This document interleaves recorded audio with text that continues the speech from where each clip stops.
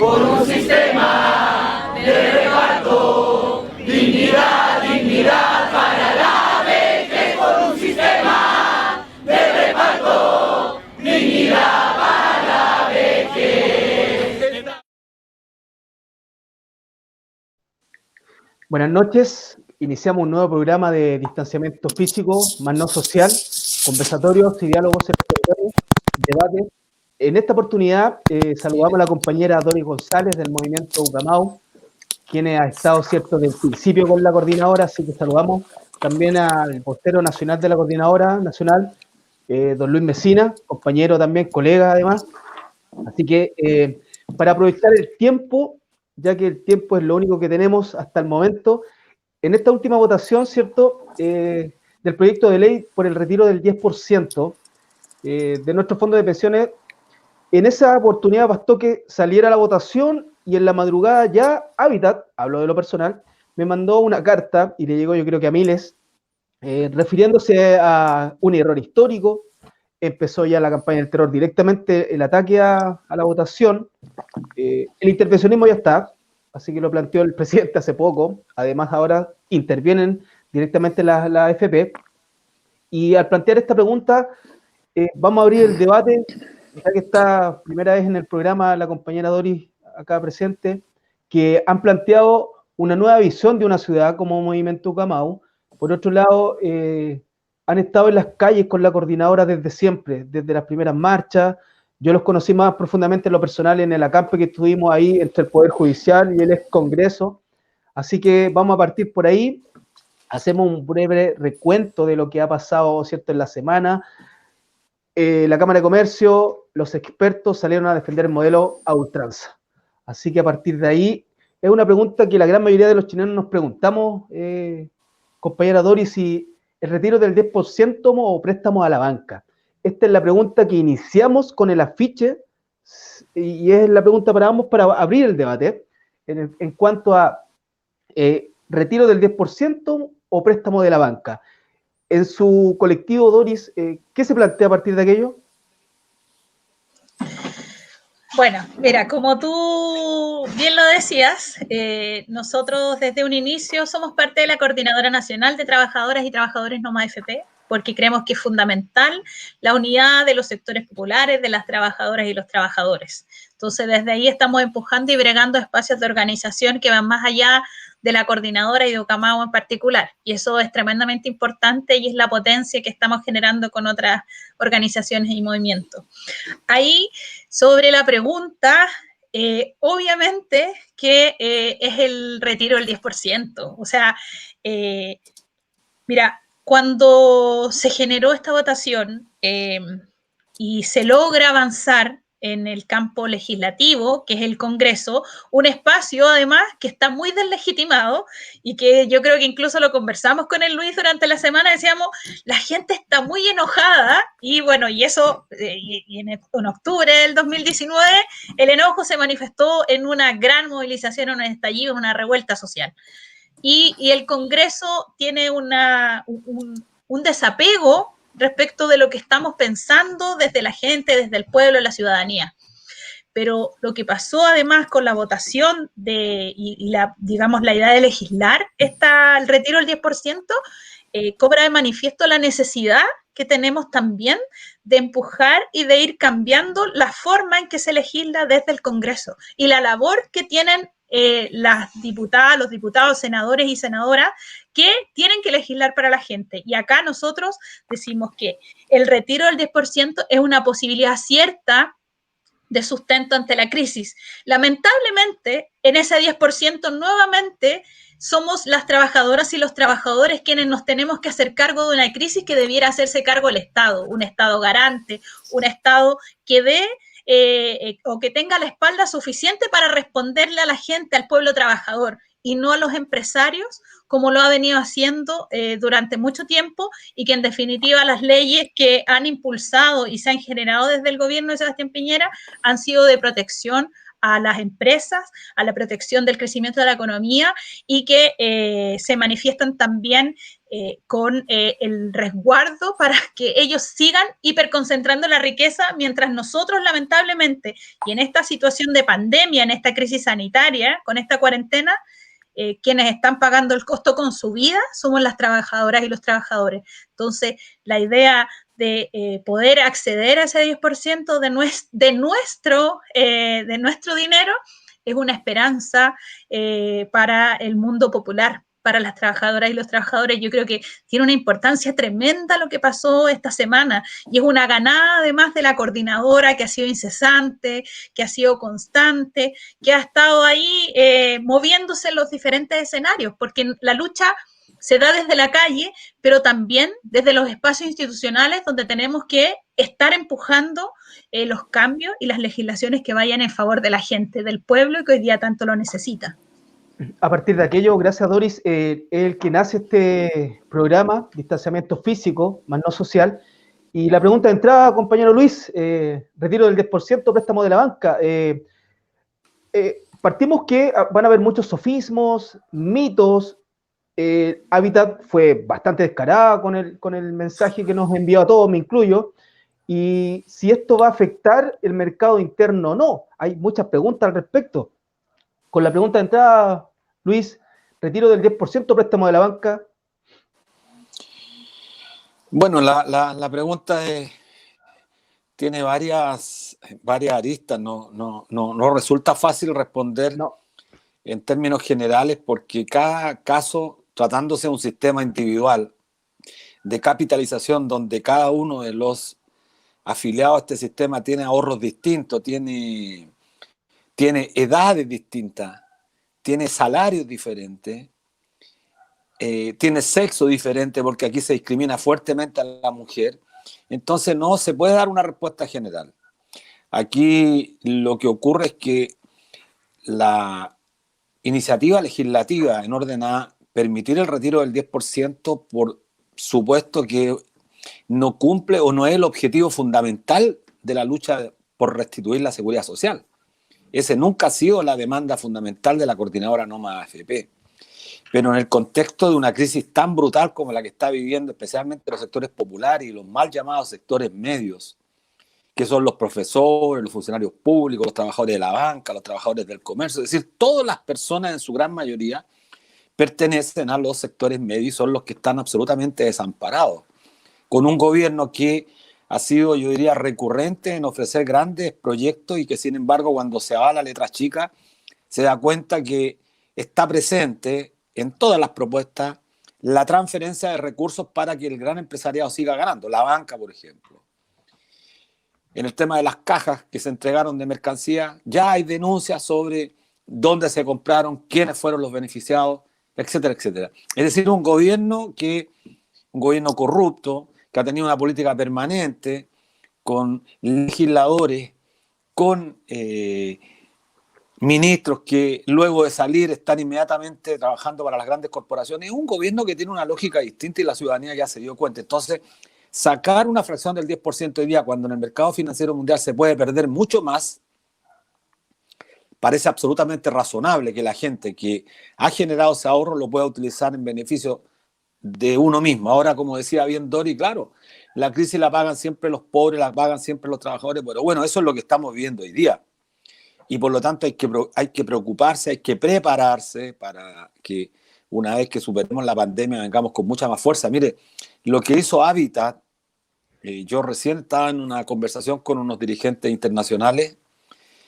En Estados Unidos, para quienes nos escuchan, en Estados Unidos, en casi todos los estados, con esa carta Habitat se habrían ido presos todos los gerentes y todo el directorio. Todos, correcto, absolutamente todos. Con esa carta. O sea, cuando una sociedad anónima interviene en un ámbito cuyas competencias están absolutamente referidas al Congreso, son de exclusividad absoluta, y en una política pública donde hubo un debate durante todo un día y votaron los congresistas, y que venga una sociedad anónima en la madrugada a entregar una carta, inmiscuyéndose en una política pública, acusando a los congresistas, es la expresión más concreta que estamos frente a empresarios corruptos, instituciones corruptas. Y esta institución Habitat pertenece a la Cámara Chilena de la Construcción, pero además tiene capitales foráneos, capitales norteamericanos. Entonces creo que los trabajadores y las trabajadoras chilenas tenemos que ir pensando cómo generamos estrategias que los golpeen en el corazón del imperio, en el corazón del capitalismo norteamericano, donde esta gente tiene otro tipo de obligaciones. Estarían presos o se les confiscarían sus patrimonios, cosa que aquí no ocurre, porque eso es lo que extraña en Estados Unidos. Yo tengo muchos amigos que me escriben, no pueden entender cómo los empresarios en Chile pueden cometer delitos y quedan absolutamente en la impunidad. Se da la paradoja. Mira, recién hablaba con un gran economista que vive allá y me decía, hasta Pinochet los metió presos, pues.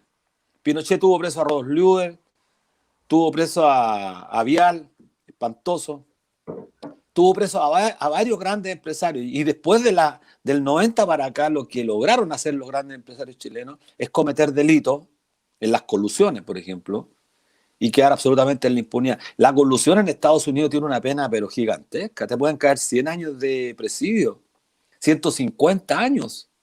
Pero mira, incluso antes del presidio, y esto es lo tremendamente importante para quienes nos escuchan porque debe ser parte del debate constitucional, se le confiscan los bienes, el patrimonio. Eso sí que les duele. No tanto la cárcel, porque Delano y Penta estuvieron, Delano y Lavín estuvieron presos, pero de adentro operaban, estaban en un resort en la cárcel, salieron, y al año siguiente Delano, su compañía de seguros, fue una de las que más ganó en este país. ¿Sabe lo que ocurre allá? Con los grandes millonarios se les confiscan todos los bienes y al día siguiente tienen que andar en la movilización pública porque todos sus vehículos son confiscados, todo su patrimonio. Eso es lo que hay que hacer aquí en Chile en la próxima Constitución. Quienes cometan delitos en contra de la ciudadanía tienen que pagar con su patrimonio, porque es la única forma de que este país entienda de que debemos ser un país con gente honesta, con gente que deje de estafar a la gran mayoría y gozar de la absoluta impunidad. Por eso lo de Habitat es muy grande, le estamos preparando una carta, yo creo, en el día de mañana al Senado y a la Cámara de Diputados, de forma tal que no basta con la amonestación que le hizo el superintendente, no basta con eso. Es muy grave. Eso te iba a comentar, Luis, que se sintió como un tirón de oreja, nada más. Tú acabas de hacer el hilo conductor completo de toda esta élite, ¿cierto?, familiar, encarnada en la política y en el empresariado total. O sea, aparece una pregunta que hace Eduardo Luis Catalán, que va en relación a lo que planteabas tú, Luis, pero él es más concienzudo y está bien. La pregunta es, ¿dónde están las platas de las AFP, Luis? Bueno, sí, pero creo que no vale la pena, no creo que sea correcto especular más allá de la tratando de generar dudas. Lo que nosotros tenemos que hacer los dirigentes sociales, Dori, nosotros tenemos que ser sumamente, tratar de ser lo más riguroso con la veracidad de los hechos. Porque aquí aprovecharse de demagogia para señalar, oye, los dineros, ¿dónde están? No, los dineros, el ahorro nuestro no está físicamente. Eso es cierto, si fuéramos todo el día a luna a cobrar, los dineros no están.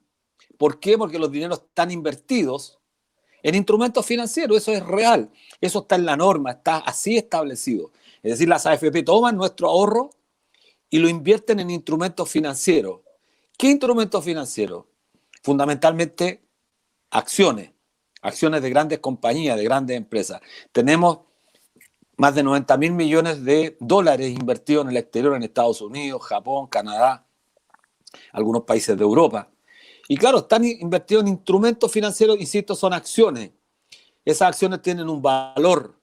Cuando se desploma la bolsa producto de la crisis económica, el valor de esas compañías cae. Y al caer el valor de esas compañías, cae el valor de la acción y por lo tanto nos golpea fuertemente en los fondos de pensiones. Y a todos los chilenos y chilenas empezaron a aprender de finanzas. No tiene nada que ver esto con seguridad social. Nada que ver.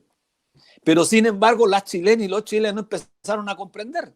Tuvieron que meterse a pensar en el mercado de capitales. Eso es el mercado de capitales. Si toman el capital y lo invierten en instrumentos financieros.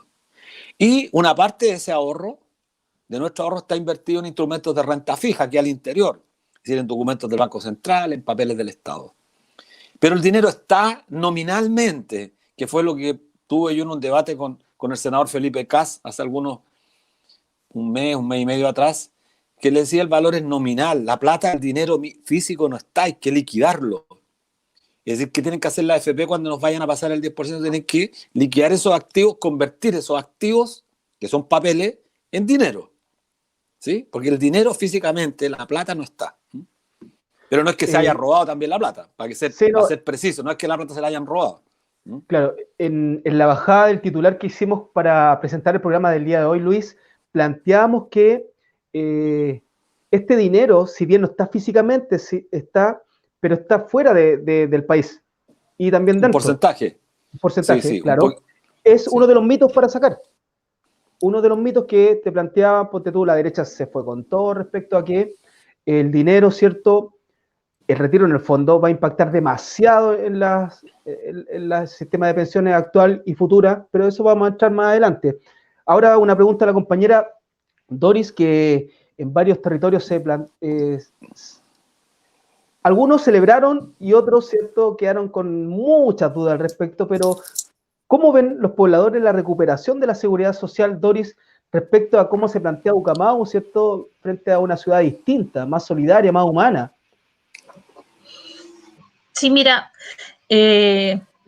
acá, bueno, nosotros también desde Ucamau hemos venido levantando desde el territorio la demanda que tiene que ver con el derecho a la vivienda, pero por sobre todo el derecho a la ciudad.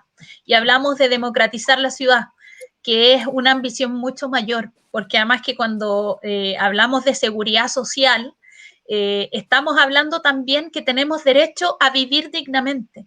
Y el vivir dignamente no es solo el tener una casa o un espacio con muros y techos, sino que también cómo podemos acceder a servicios e infraestructura necesaria.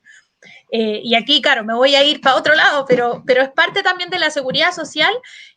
La política pública de vivienda en este país, desde la dictadura en adelante, comenzó a expulsar a los pobres a vivir a las periferias, sin posibilidades de desarrollo, sin la infraestructura necesaria, sin hospitales, sin colegios, no teniendo áreas verdes, construyendo viviendas que son de pésima calidad, como, bueno, la famosa, y sin querer ser despectiva también con quienes habitan ahí, que son las casas de nylon, que le decían, las casas Copeva, y que esa no fue la dictadura la que construyó esas viviendas, ni siquiera fue la dictadura, fue la concertación que también, y hoy día, en un día tan emblemático, importante como es el 11 de julio, Día de la Dignidad Nacional, no fue ni siquiera la dictadura quien se atrevió a privatizar el cobre, fue la concertación en el año 92. Entonces, este sistema de precarización de nuestra vida, de profundización del sistema neoliberal, donde nos arrebataron la posibilidad de tener pensiones dignas, de acceder a viviendas dignas, de tener una ciudad de calidad para todas y todos, de tener educación, digamos, acceso a educación incluso para todas y todos. Eso no fue solamente la dictadura que nos arrebató eso. Ellos se instalaron a sangre y fuego en este país, y que dejaron además la herencia de la Constitución, que sin duda vamos a cambiarla, y eso estamos ahora también viviendo ese proceso. Y en ese sentido, para nosotros presentar un programa que vaya en pos de las mayorías es parte de lo que estamos haciendo como Ucamau, y que tiene que ver con esta idea, la Empresa Nacional de Construcción, que incluso estamos trabajando para transformarlo en un proyecto de ley, con, bueno, ahí con un par de diputadas, la Camila Rojas y la Claudia Mix, que estamos ahí con sus equipos trabajando, pero esto también es parte de la seguridad social. Nosotros estamos por acabar con un sistema de pensiones que solo beneficia a las AFP, a los dueños de las AFP con grandes ganancias, porque, como lo describía Luis, claro, cuando hay ganancias, ganan ellos, pero cuando hay pérdidas, las pérdidas las tenemos que asumir nosotros. Es nuestra plata, y son nuestros ahorros. Entonces, acabar con un sistema individual pensamos también como lo pensamos en la ciudad, pensar en la ciudad en un espacio colectivo, en el espacio en que convivimos en conjunto, de esa misma manera y con esa misma mirada de solidaridad, pensar en un sistema de pensiones, en un nuevo sistema de pensiones, en un nuevo orden, en donde las relaciones incluso humanas y con la institucionalidad sean distintos. En un Chile que soñamos, que no está muy lejos, pero que en esta situación de pandemia, con este bicho del COVID-19 que vino a mostrar de manera descarnada la desigualdad que estamos viviendo en este país, la precarización que se ha mantenido durante mucho tiempo y una violencia sistemática en contra de los sectores populares, de las trabajadoras y los trabajadores, porque la violencia no solo se ejerce físicamente, sino que también hay una forma implícita, que es la que se ha mantenido de parte del Estado y de los gobiernos en este país. Y ahí las organizaciones, los movimientos sociales jugamos un rol fundamental, porque nunca las buenas ideas han nacido desde las instituciones, lamentablemente, siempre han sido las organizaciones y los movimientos quienes las impulsan, quienes las pelean y quienes también las ganan. Y ahí nosotros todavía nos queda trecho por recorrer. Y yo creo que lo que pasó esta semana con esta aprobación, insisto, con la aprobación en el Congreso, tenemos que seguir fiscalizando, tenemos que seguir atentos y atentas a lo que va a suceder en los próximos días, presionar por todas las formas posibles para que quienes están mandatados a obedecernos, a obedecer al pueblo, a la gente, legislen a nuestro favor, porque quizá aquí voy a poner un punto bien sensible, pero yo no creo que la votación haya sido tan unánime por parte de toda la oposición y que de verdad se hayan puesto de acuerdo o hayan tenido cierta sensibilidad para votar.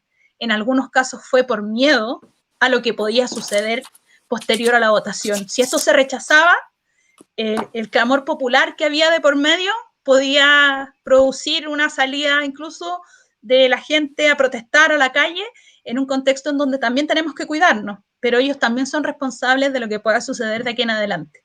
Correcto. Todo Chile estaba pendiente. Fue increíble, mensaje tras mensaje. Yo creo que a ti igual, a Luis también, sobre la votación del día miércoles. Ustedes para el Cabildo provisional fue una participación bastante contundente. En otros territorios lo mismo.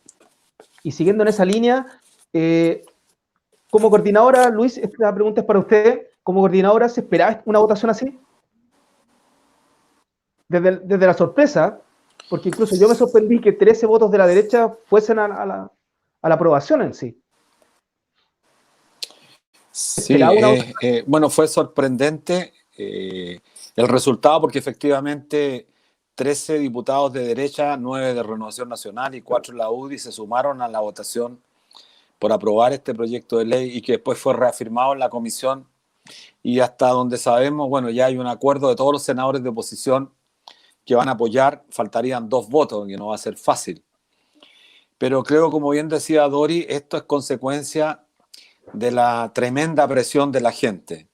Este triunfo, si bien es cierto, se materializa en el Congreso con esta tremenda votación, es fruto de la presión que desde Arica a Magallanes hizo la gente común, la gente corriente.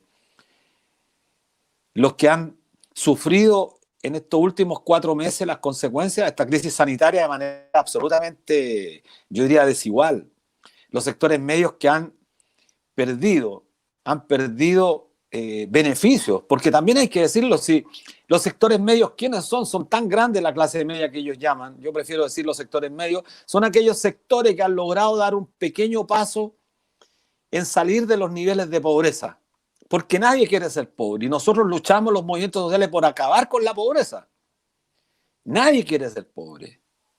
La pobreza es lo peor que le puede pasar a un ser humano porque la reproduce, porque le niega derechos, especialmente golpea a los niños, a los ancianos. La pobreza es lo peor que le puede pasar al ser humano. Y en consecuencia, todos luchamos por cambiar y bueno, qué duda cabe la pelea gigantesca que está haciendo también el movimiento Ucamau. No es solamente la vivienda digna, sino que es un concepto mucho más amplio que implica dotar restituirle ese derecho a la persona humana para que viva en dignidad plena, es decir, esto interactuando con gente, que haya interacción social, que haya espacio público, Espacio público supone además construcción de viviendas que sean con espacio público para la privacidad del sujeto. Bueno, eso es un proyecto interesante que es parte de otro debate. Pero vuelvo al tema central. Fue la gente, la ciudadanía que logró presionar. ¿Por qué vuelvo al tema de los sectores medios? Hay gente que logró con mucho esfuerzo, con mucho sacrificio, pegar un salto. Mejoró sus condiciones económicas. Había logrado acumular un poco más de dinero y estaban pagando un dividendo de su casa, y con esta crisis perdieron todo, especialmente las mujeres trabajadoras, porque al cerrar los jardines infantiles, al estar cerrados los párvulos, los parvularios, ¿qué ocurre? Que la mujer tiene que quedarse en la casa. Aunque estamos todos confinados la mayoría, pero la mujer en una pareja siempre se va a optar porque la mujer pierde el empleo y no el hombre, porque el hombre siempre gana más en este país, pues. O sea, la mujer está discriminada por todas partes. Yo lo he estado señalando claramente. En el año 90 la mujer participaba en un 34% de la fuerza laboral. Llegó a alcanzar más del 50% hace poco, a fines del año pasado, y hoy día volvió a caer al 38%. Es decir, la mujer está pagando las consecuencias, especialmente en los hogares monoparentales, donde la mujer es la jefa de hogar. Entonces, es tremendo, y por eso la gente fue la que presionó. El triunfo de este es un triunfo moral, porque la gente estaba muy contenta porque por fin la golpeábamos fuertemente a la derecha y fuertemente a las AFP. Es una primera puerta. Yo escuchaba a Marcela Cubillo, la ex ministra de Educación, la mujer de Alamán, en un video que hizo, donde decía, estos tipos lo que quieren y no quieren decirles que quieren acabar con las AFP, quieren acabar con lo más. Sí, eso tenemos que decirles, sí, pero si eso lo hemos dicho públicamente. Así es. Nunca este movimiento ha ocultado. Siempre hemos querido acabar con las AFP. Ya han salido ahora una cantidad impresionante de economistas, que me sorprendió hasta Andra Utoff firmando una carta en el Mercurio cuestionando esto. Es decir, hoy día se alinean Juan Pablo Arellano, ex ministro, que era de Cipran. Me recuerdo que él fue el ideólogo de la creación de las AFP, el mundo del trabajo, en la Confederación Bancaria, en el Colegio de Profesores, cuando vino esa fiebre en la década de los 80 de crear AFP de trabajadores, en la cual nosotros los bancarios tuvimos una AFP y que fue un desastre. Estos tipos son los que han salido hoy día a defender el modelo porque saben que ahí está concentrada una parte importante del ahorro previsional que lo colocan como dispositivo al mercado de capitales. Pero por eso es importante que hayamos aceptado un primer golpe y que ahora tenemos que ir por más, porque el Senado faltan 2 votos, pero tenemos que ganar esta pelea, y eso va a depender en gran medida, la Doris lo dijo, de la presión que ejerza la ciudadanía. Los trabajadores, las trabajadoras, los pobladores empoderados, porque empiezan a conocer. A la gente ya no le meten el dedo en la boca. La gente sabe, ha aprendido, ha tenido que aprender por la fuerza de los hechos. Ha aprendido lo que es la especulación financiera, porque este es el país donde más especulación hay. Y estamos además gobernados por un régimen político cuyo paradigma dominante, el monetarismo, es el que funciona sobre la lógica siempre de costo-beneficio. Entonces toda política pública está determinada por esas 2 variables primero. Costo-beneficio. Si el costo es muy alto, más que el beneficio no se hace. Y ocurre que la política pública, especialmente en el campo de lo popular, en el campo habitacional, funciona con otras lógicas. No funciona con estos paradigmas. Hay una parte que no es medible cuantitativamente en la primera parte, que es la calidad de vida, que estos tipos no saben. Entonces construyen esas moles ahí en Velázquez con la Alameda, y para eso ellos ya es vivienda. Eso no es vivienda. Eso es un crimen que se hace contra la gente, contra los derechos humanos de las personas. ¿Y por qué? Porque es la gente más pobre, la gente que no tiene la posibilidad de acceder a lo que ellos han concentrado para sí en las grandes comunas de la zona oriente. Por eso es tremendamente importante este triunfo, estamos contentos y además nos da fuerza para seguir combatiendo. El problema es que hay que combatir con la ideología que está en los medios de comunicación. Hoy día miraba las noticias, todos los canales le dan una cobertura gigantesca a esta gente para que nos vaya metiendo el pánico de que se va a desmoronar el mercado financiero. Nada más de mentiras permanentes en contra nuestra. Al respecto de eso trataba el programa del día de hoy. Gracias, Luis. Despejar mitos, sacar estas leyendas añejas de esta derecha que de verdad no aporten nada. Yo leí en la propuesta, Doris, está muy interesante respecto a cómo se replantea una ciudad. Por artículo de ley, cierto, constitucional, supuestamente cada ciudadano o ciudadana tendría o debería tener 3 metros cuadrados de área verde. A todas luces es imposible eso. Las ciudades no se diseñaron desde la pseudodemocracia en adelante de la forma que se planteaba, ¿cierto?, en esta Constitución. De ahí que el momento constituyente es importantísimo. Y de ahí surge la pregunta para usted, compañera Doris, y yo creo que en su círculo estuvieron bastante atentos a esto, y la pregunta es, ¿cómo vivió Ucamao la votación del miércoles pasado? ¿Estuvieron atentos? ¿Solamente se enteraron por las noticias o por la carta de hábitat? Fuera de broma. Fuera de broma. Todo fuera de broma, yo también recibí la carta de hábitat. Ah, también. La famosa carta de hábitat. Qué terrible. Qué terrible. Sí. Mira, la verdad es que fue bien, es como esperanzador lo que pasó el miércoles, porque de hecho se escucharon bocinazos, gritos, fue como por fin estamos ganando por fin en algo. Se dio un júbilo. Sí. Un júbilo. Sí, una luz de esperanza, así como, porque además que en este tiempo, lamentablemente, con este virus que nos tiene confinados, que nos tiene un poco encerrados, digamos, que además fue la única forma en que el gobierno logró volver a armarse después de tanta movilización y que no se había podido frenar, a pesar de que incluso tiraron legislaciones y aprobaron leyes en el Congreso que iban en contra de los movimientos sociales. Bueno, cuestión que cabe mencionar que incluso ahora se está discutiendo la profundización de la ley de inteligencia para perseguir a los movimientos sociales, no es para acabar con el narcotráfico ni nada por el estilo. Con militarización se demuestra que no se acaba con el narcotráfico. Tenemos el ejemplo de La Legua, donde la balacera y todo sigue tal cual, o funciona incluso mejor para el narcotráfico, porque ahora tienen guardias, parece. Entonces, la profundización de este tipo de leyes no hizo que se demovilizara lo que sucedió en octubre. Pero también quisiera dejar ese punto planteado para que estemos atentos a esta discusión que se está dando de la profundización de la ley de inteligencia. ¿Ya? Y vuelvo al punto. Esta crisis que se instala, que trasciende a la crisis sanitaria, en donde los sectores populares estamos pagando con la vida lo que significa la desigualdad, lo que significa la pobreza.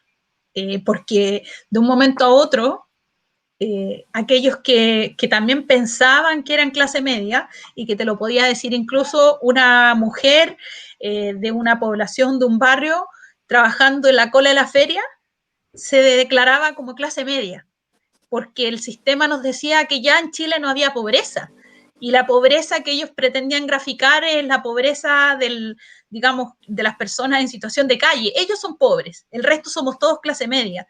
Y esta crisis vino a mostrar de manera descarnada y con un alto costo esta situación. Y yo creo que lo que pasó el miércoles, de verdad, es una luz de esperanza para nuestro pueblo. Y el Luis lo mencionó.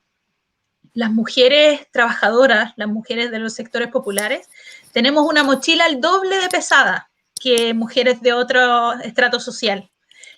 El capitalismo sobre nosotras, las mujeres trabajadoras, puso una mochila el doble de pesada, porque tenemos que ser pobres, tenemos que pagar el costo de ser pobres, la falta de oportunidades, la precarización, la violencia que se ejerce por parte del Estado hacia nosotras.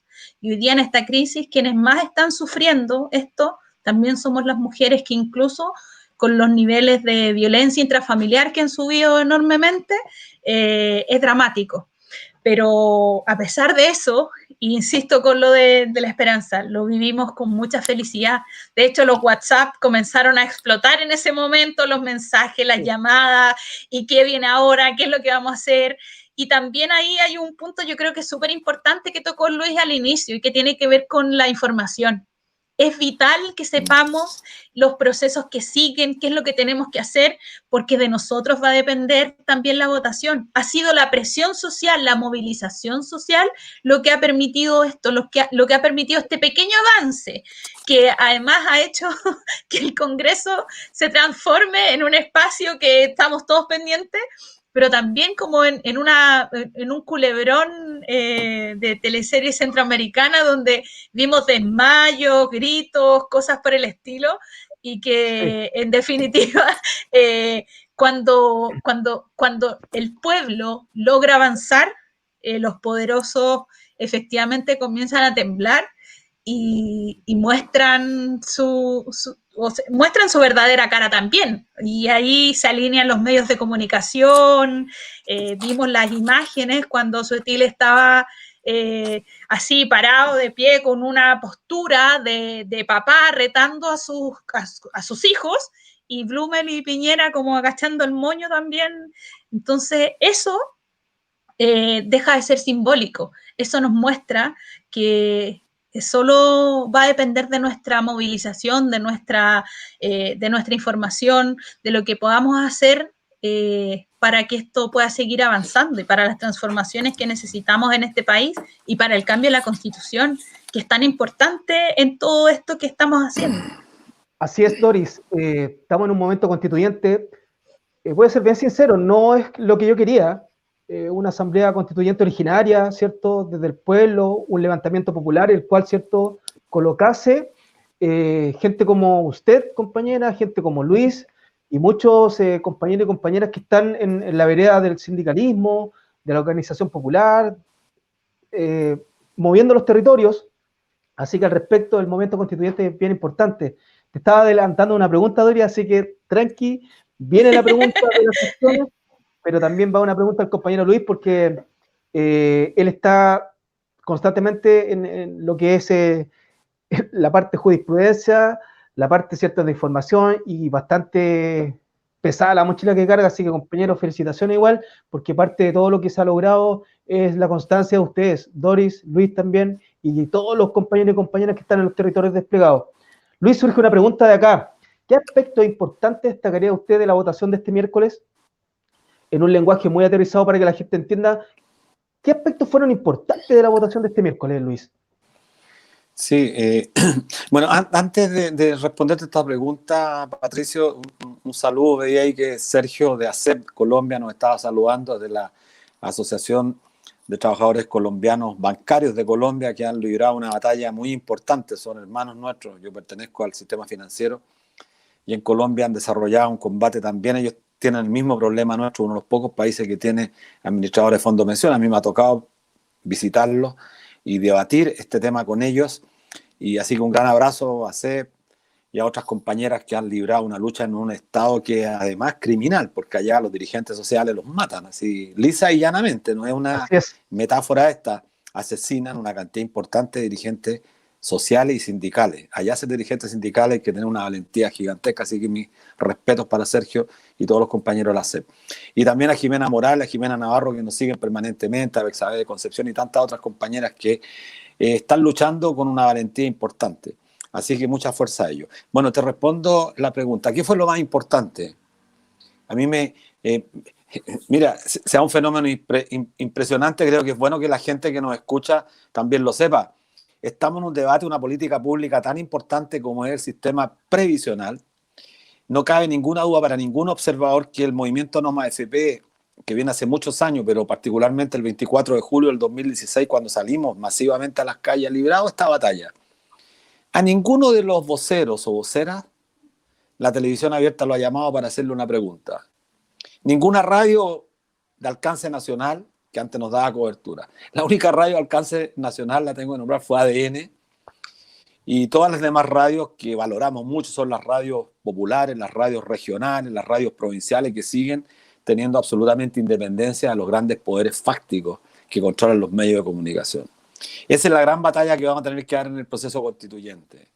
La prensa al servicio de la búsqueda de la verdad. Porque imagínate, todos los medios de comunicación instalando un discurso permanente y sistemáticamente, el discurso de la mentira, del sofisma. Una media verdad con una media mentira se construye permanentemente y atemorizan y aterrorizan a la gente. Pues bien, yo le respondí a propósito de tu pregunta, ADN. ¿Cuál es lo más importante? Aparte de que el pueblo está contento. Es que por vez primera, después de muchos años, lo discutíamos con Dori, creo, el viernes o el jueves, parece que en los últimos 30 años del Congreso, parece que primera vez que el Congreso de la República discutía política. Y quienes escucharon el debate durante 10 horas se sorprendieron escuchando a diputadas, a diputados, que tuvieron que exponer haciendo muchos esfuerzos por tratar de demostrar de que tenían conocimiento y fundamentos políticos, filosóficos respecto a qué es la seguridad social. Eso fue lo más cualitativo. Nunca lo habíamos escuchado. Nunca se escuchó incluso a la derecha argumentar, haciendo los esfuerzos argumentativos para develar y sincerar que en realidad lo que defienden ellos es el sistema fundamentalmente capitalista por encima de los derechos de las personas. Se sinceró y según los datos había más de 16.000 personas viendo el canal del cable, de la cámara, que nunca nadie lo ve. Habían 16.000, pero habían como 6 millones de chilenos, de chilenas, conectados a través de las redes, a través de confederaciones, de los Facebook Live que estaban transmitiendo. Por eso fue, cuando se conoce la aprobación, fue igual cuando la selección chilena mete un gol y el pueblo grita. Bueno, eso fue lo que se sintió en Chile. Esa fue la felicidad del pueblo. Entonces, creo que hay que tomar lo que decía Dori, que se preparen, porque si quieren nuevamente avasallar a esta ciudadanía que se empoderó el 12 de octubre y que ha seguido, comillas, pacíficamente acatando las normas sanitarias para no reproducir el contagio, no se crean que esto es una expresión de sumisión, de renuncia a lo que planteamos como derechos fundamentales. Creo que el pueblo nuestro aprendió mucho y creo que es valeroso que no se esté exponiendo y nos preparemos porque la fecha máxima quizás va a ser la primavera y recordemos que el 25 de octubre tenemos una gran parada, una gran primera parada que es el proceso del plebiscito. Y como bien decías tú, nosotros queríamos asamblea constituyente, yo soy partidario de la asamblea constituyente. Pues bien, tenemos que lograr ganar todo, porque lo hemos perdido todo, como decía el viejo refrán para el Mundial del 62, no tenemos nada, así que lo queremos hacer todo. Y todo significa la restitución de los derechos fundamentales. Así que eso es lo más positivo a mí. Escuché intervenciones brillantes. Eso devela de que los diputados y las diputadas tuvieron que prepararse, porque sabían que el ojo crítico de la ciudadanía estaba haciendo política. Desde el periodo, desde antes del golpe militar, yo creo que este Congreso nunca había tenido una discusión tan importante, porque todo lo demás ha sido mentira. Desde el 90 para adelante se fraguaba entre gallo y medianoche las políticas públicas. Como dijo el propio Andrés Saldívar, todo era en la cocina. Eso fue la política del consenso, que los chilenos, que la mayoría de nuestro pueblo nos cansamos, aunque ellos sigan diciendo en el Mercurio la Tercera que fue lo más grande, ¿no? No fue lo más grande. Efectivamente, aumentaron el gasto público en salud y en educación, pero fue a través de transferencia al sector privado para que el sector privado ganara plata y terminara entregándonos estos bienes de consumo, cuando se cambiaron la lógica de la salud y la lógica de la educación. A todas luces, lo que planteas tú, Luis, es el llamado Estado subsidiario, ¿no? Así es. Subsidio, por eso que... y focalizado, claro, un Estado subsidiario focalizado, sí. Claro. Siguiendo con el hilo, ya entrando ya a tierra derecha en el programa, Doris, ahora sí la pregunta, ¿qué acciones visualizan ustedes para avanzar a la conquista de esta previsión digna, por un lado, y cómo vincularían esta recuperación con la seguridad social? Acciones como concretas desde ahora ya, que tenga ya Ucamau, que por lo pronto es mail a los honorables, y mail tras mail tras mail, es una buena estrategia también. Hasta que se aburran. Mira, yo creo que, y me quería referir a algo que yo creo que trasciende un tema simbólico, que es que justo en esta semana, y en una fecha como el 11 de julio, justo en esta semana, se da también una votación que es favorable para la gente. Sí. Cuando se recupera el cobre para Chile, se hizo también impulsado por la movilización de la gente. Si no fue, y yo insisto con eso, o sea, ha sido la movilización social la que empuja los cambios. Por ejemplo, cuando fue la primera ley de habitaciones obreras del 1906 en nuestro país, que fue una de las primeras de Latinoamérica, se instala porque el mundo sindical logra instalar una ley y fue la movilización de los sindicatos que generó seguridad social en torno a la vivienda y a la ciudad. Claro, eso lo acabó la dictadura, pero hemos sido siempre nosotros, el pueblo trabajador, quien ha impulsado y ha generado la posibilidad de cambios. Y como lo mencionaba Luis, o sea, acá lo que sucedió el día miércoles también se debe a esta sintonía que por primera vez, yo creo, en 30 años, tenía a la gente pendiente de lo que estaban haciendo los legisladores de este país y el temor que podían tener de no votar a favor de algo que en este momento se transforma como tan importante, algo tan vital, y que uno lo podría decir tan menor también. Sí, sí. Acá se están encontrando o se están contraponiendo dos visiones de país, y que yo creo que eso también nos sirve para afrontar este octubre con el plebiscito de entrada para el cambio de la Constitución, que yo también hubiera querido que fuera asamblea constituyente. Originaria. Pero, bueno, originaria, por supuesto. Entonces, vamos paso a paso, vamos avanzando. No es fácil la tarea, no es fácil el momento en el que estamos viviendo. Vivimos mucho tiempo de letanía y la desafección de la política que instala la dictadura y que profundiza la concertación no nos ayudó para que pudiéramos hacer los cambios antes. Y ahora respondo la pregunta, me fui. Nosotros estamos preparando toda la artillería a través de las redes virtuales, pero también del caceroleo, de la movilización en el caso que sea necesario. Porque, como decimos siempre desde Ucamau, todas las formas de lucha son las que permiten que existan avances para nuestro pueblo, para nuestra gente. Así es, Doris, si no hubiese sido por el levantamiento de los pingüinos que han dado ejemplo, tú nombraste en 1906, por la fecha podemos nombrar el levantamiento de la Chaucha en esa época, los chicos... La Doris es de los pingüinos, la Doris viene de ahí, de los pingüinos, ahí partió su pelea. Sí. ¿Ah? Yo el 2006 era dirigente en otro lugar, pero... Sí, de ahí viene peleando. Bien, bien. No del 1906, pues, pero sí. No de la 1906, pero... oye, fuera de broma y coloquialmente, como dijo Luis en el programa anterior, que no lo habíamos invitado, así que fue justo y necesario, pero por la contingencia tenía que estar el compañero hoy. También saludar a Doris, también, que tiene una agenda bastante pesada, se entiende programa tras programa, es bastante duro.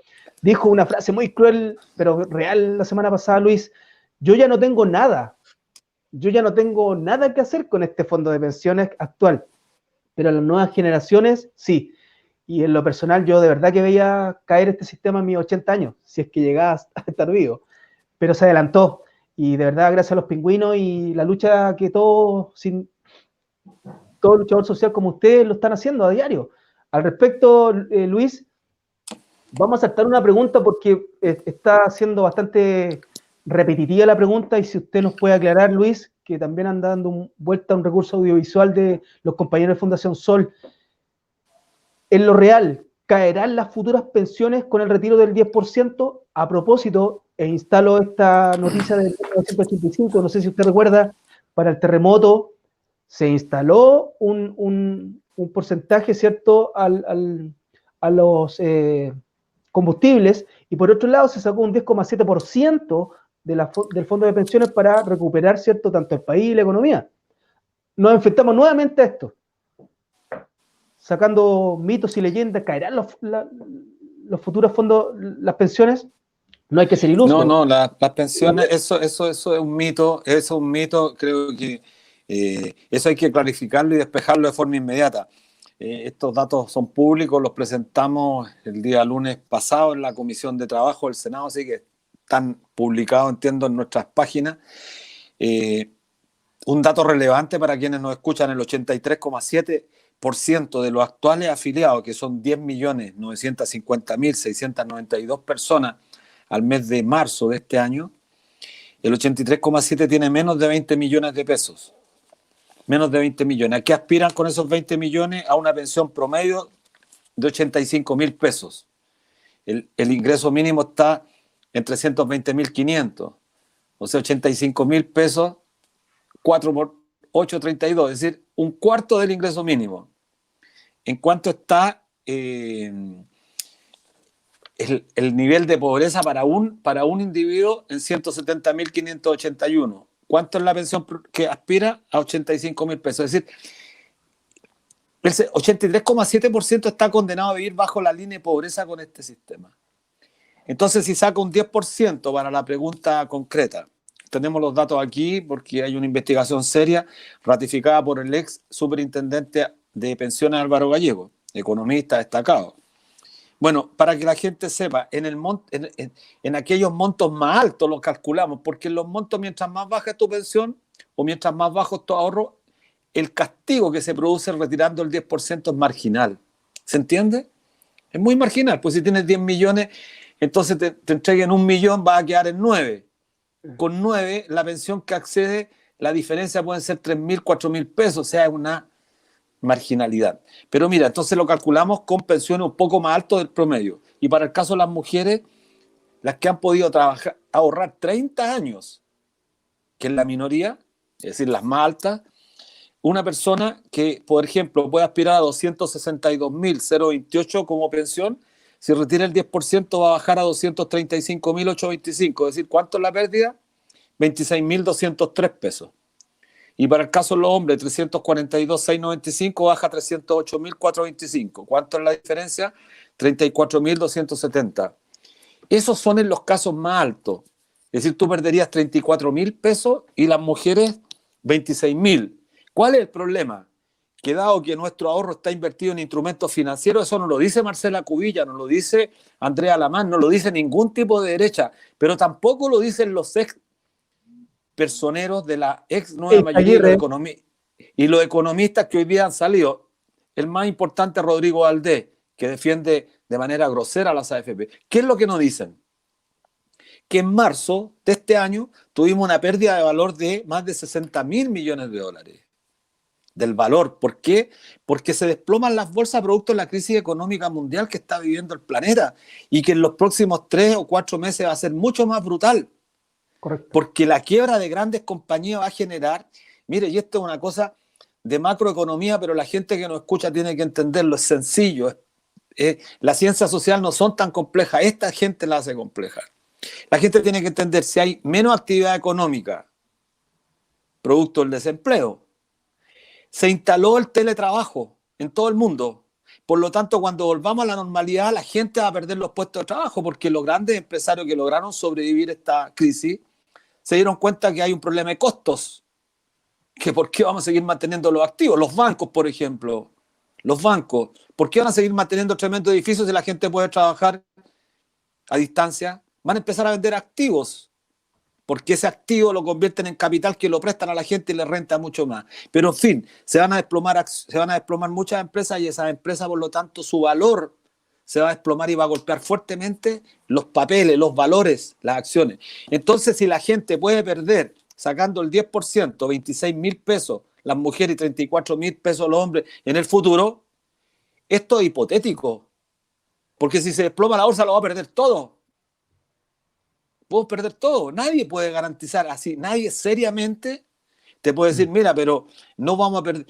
Esperemos que no perdamos en el mercado financiero. Ojalá que no perdamos. ¿Sabes por qué? Porque si perdemos el ahorro, perdemos esta expresión monetaria que es la vida nuestra, la vida de todos. O sea, la gente que tiene 5 años contribuyendo, cotizando en el FP, va a perder 5 años de su humanidad. Una fracción que no es menor, es el 10% del salario. Es decir, 1/10 de su vida que ha entregado permanente y sagradamente a las AFP.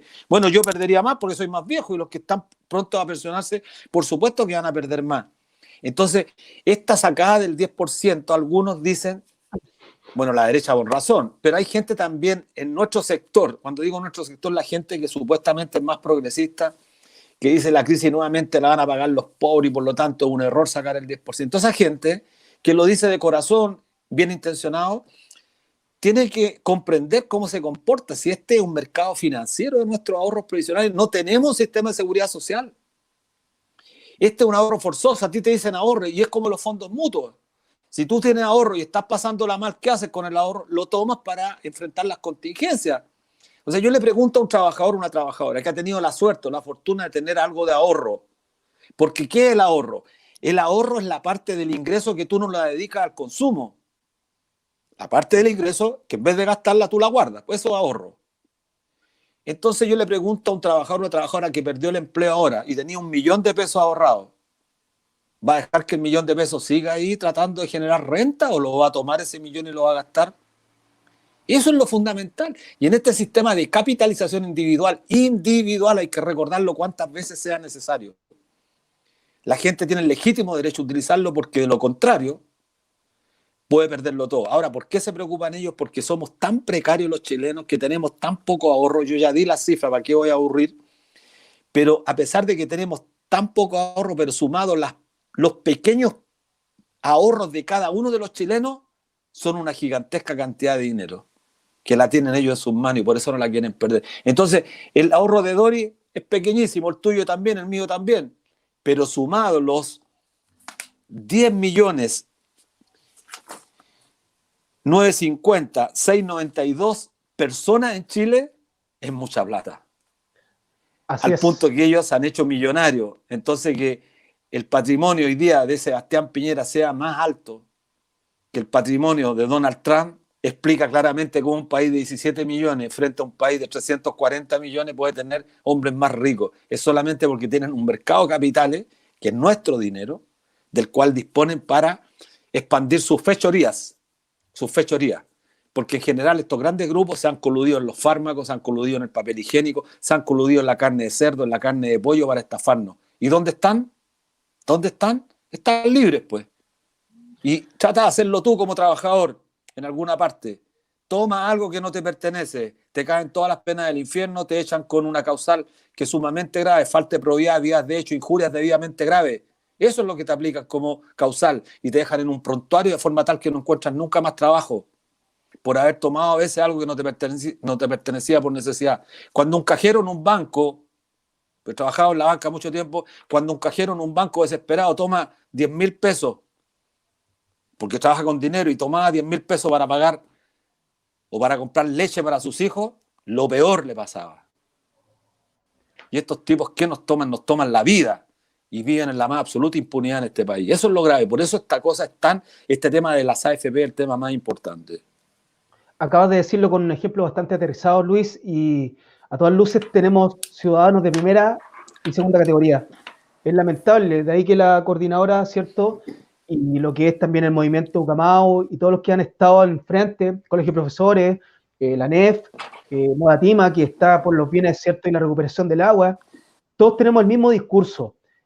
A todas luces ya quedó develado el modelo, se cayó el telón, así que al respecto, y ya para ir adentrando ya en el cierre del programa, Eizaguirre lo plantea, ex ministro de Bachelet, Valdés lo mismo, y son supuestamente, como plantea usted, Luis, progresistas, de oposición, pero están a ultranza defendiendo el modelo. Hay que decirlo con todas luces, me dio vergüenza ajena escuchar a Lagos Ver y otros personajes defendiendo el modelo como tal y sin medir consecuencias políticas.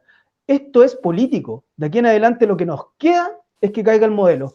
Leí algunas opiniones al respecto. Usted acaba de dilucidar estos mitos, no va a caer tanto. Y de verdad, el que lo necesite va a sacar su 10%. Aquí no se está obligando a nadie. Sofismos, mitos que supuestamente la coordinadora poco menos que quiere expropiar. No. Lo que quiere hacer la coordinadora con su propuesta es que vuelva y regrese lo que es, cierto, la seguridad social. En el caso de Doris, la seguridad social, disculpa, es importantísima. Plantearse una nueva reinversión en la ciudad, que ellos mismos también puedan ser parte de esa construcción y que también administren sus propios recursos. Una pregunta para ambos, que ya para poder entrar a esto, que se llama el cierre, quisiera saber, Doris, para que también el compañero pueda también complementar, ¿cómo podemos seguir presionando para las sesiones parlamentarias que vienen, tomando en cuenta la demanda de derogar el de LT 1500, que esa no puede quedar detrás? Un compañero al otro lado del ciberespacio planteaba, ¿se abrió la ventana realmente para que caiga y desmantelemos las AFP? ¿Cómo podemos seguir presionando para las sesiones parlamentarias que vienen, Doris? Ya la Mira, última pregunta para entrar al cierre ya. sí. Bueno, lo primero es mantenernos atentas y atentos a lo que siga sucediendo.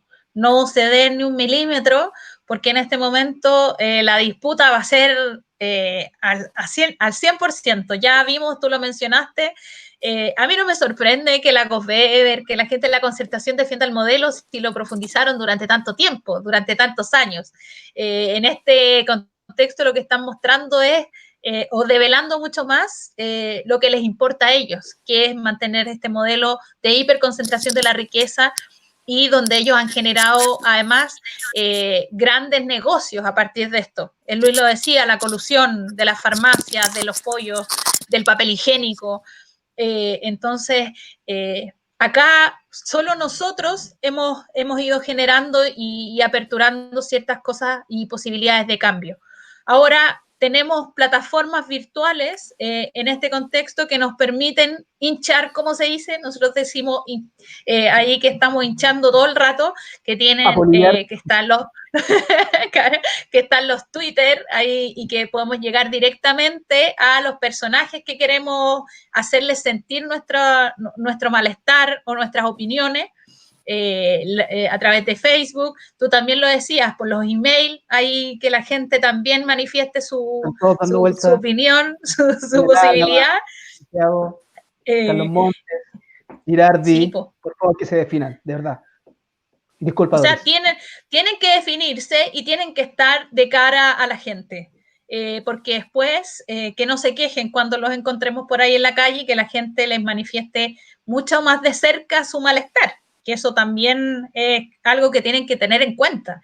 O sea, transitar por ahí, yo recuerdo, los mencionaron a los ejecutivos, esos señores de cuello y corbata, cuando salieron de la penitenciaría, del caso Penta, que de hecho estuvimos ahí, yo estuve personalmente en la FUNA ese día cuando querían salir impunes, pero tuvieron que ver nuestras caras y tuvieron que escuchar nuestro enojo, nuestra rabia, que eso también fue un hito importante, pero ahora en esta semana también está la invitación a cacerolear.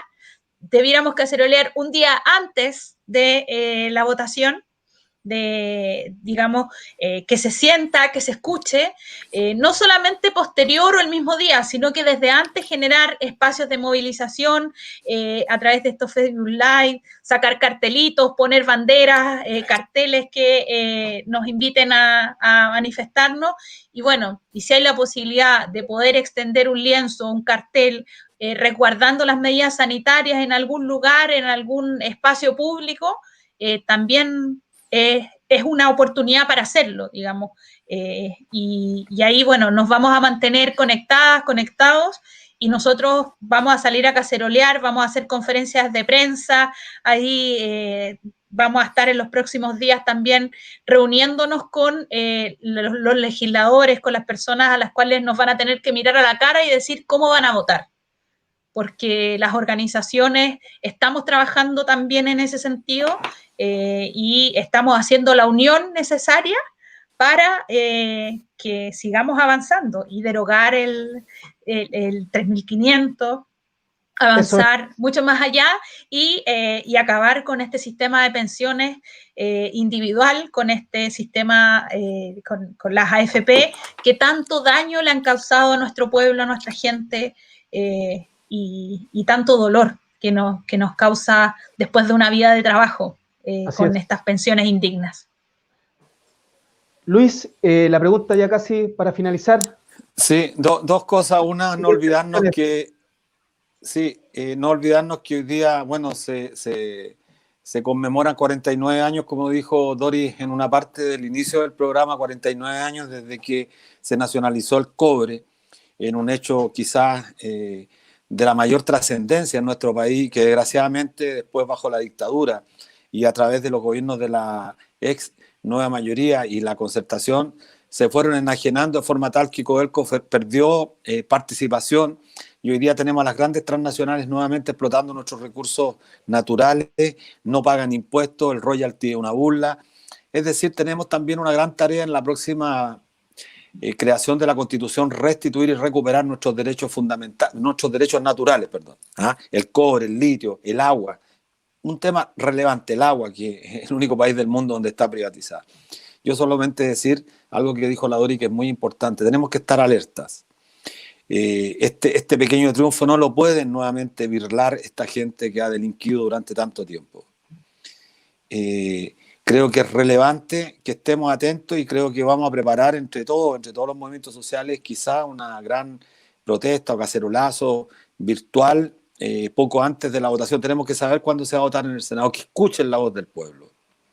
Y si la voz del pueblo no se escucha, el pueblo tiene el legítimo derecho de ejercer en el marco de su absoluto derecho a pelear con todas sus fuerzas. Y nosotros en octubre vamos a cumplir un año desde el estallido social. Tenemos un plebiscito. Y en ese plebiscito tenemos que arrasar, avasallar a esta gente. Que durante más de 47 años vamos a cumplir ya, hemos sido víctimas de una política segregadora, absolutamente conculcadora de derechos. Y creo que eso no lo podemos permitir. Yo solamente señalar algo. Somos observados en todo el hemisferio, yo diría en todo el planeta. A nosotros nos consultan desde España, desde Europa, nos miran. A Chile lo miran porque era el modelito que se está quebrajando. Y desde fuera se había mentido tanto durante 30 años. El mejor activo que se vendió para afuera fue la paz social. Pero esa paz social fue construida sobre la base de la segregación y entonces por eso ocurrió lo que Maña les dijo en una oportunidad. No sabía que en Chile había tanta pobreza y tanto hacinamiento. Y era verdad, no sabía. Así como el intendente Santiago dijo, ¿qué tienen que ver las AFP, el NOMA AFP con el hambre?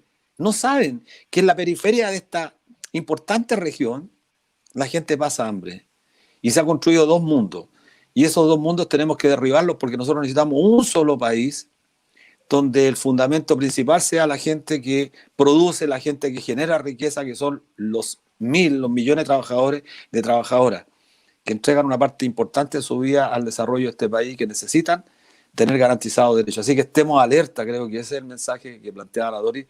Estas redes sociales tenemos que usarlas para eso, para educar, para mantener alerta a la gente y para deliberar, para polemizar, que es re importante. No tenemos por qué estar de acuerdo todos, en todo. Pero tenemos que cuidarnos también los que estamos de este lado de la pelea, de este lado de la barricada, como se dice. Entre nosotros Correcto. no nos disparemos. Exactamente, Luis, diste en el clavo.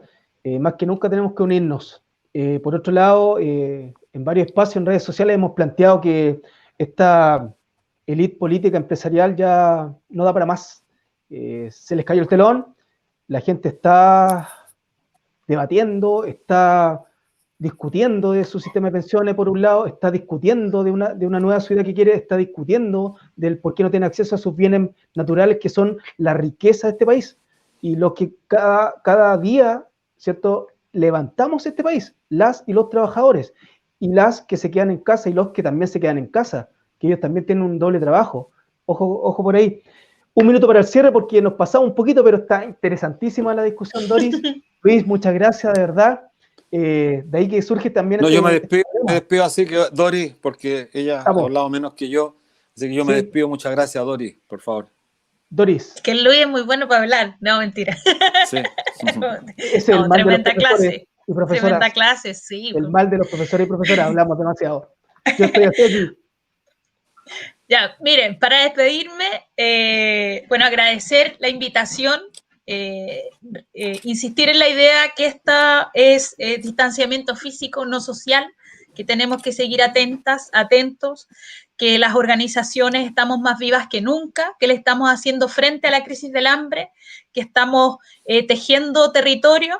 Estamos dando sustento además a través de las ollas comunes, las panaderías populares, el comprando juntas. Y ahí un saludo a mis compañeras que están en los territorios, a la Tere, a la Nadia, a la Victoria, a la Steffi, a la Maritza, a la Joana, que están haciendo aguante en diferentes lugares, a la Shirley, que levantan ollas populares y panaderías, que resisten, que cocinamos juntas, que sembramos organización juntas y bueno, invitarlos a ser partícipes de todos estos cambios que nuestro país necesita, que en octubre necesitamos ganar ese plebiscito, que de nosotras y nosotros depende cambiar este país. Nadie lo va a venir a hacer por nosotros. y en eso insistir en la idea de una empresa nacional de construcción que es para democratizar la ciudad, para levantar una sociedad distinta, donde nos podamos mirar a la cara y donde ya esos ladrones de cuello y corbata paguen por todos los crímenes que han cometido contra nuestro pueblo. Yo tengo una esperanza tremenda en lo que estamos haciendo. Ahí con el Luis estamos con diferentes organizaciones como la NEF, el Colegio de Profesores, la FECH, Modatima, la coordinadora Noma FP, UCAMAU, seguimos profundizando y levantando organización popular, que en este momento es tan importante y que nos hace tanta falta ir avanzando para, digamos, para los cambios que nuestro país necesita, que nuestro pueblo merece además. La organización y la lucha nos dará los frutos que necesitamos y que queremos. Gracias, Dori. Luis, yo me voy a permitir 10 segundos de libre y solamente, por favor, no nos olvidemos de las y los presos por luchar. No nos olvidemos de las y los compañeros mapuches que están, ¿cierto?, siendo sometidos en el sur. No nos olvidemos de aquellos. Ellos fueron y dieron la cara por nosotros, así que desde acá un abrazo y a no bajar la lucha. Arriba las y los que luchan. Sí, muchas gracias. La lucha continúa, chao. Nos vemos. Así es. Sí, chao, Dori.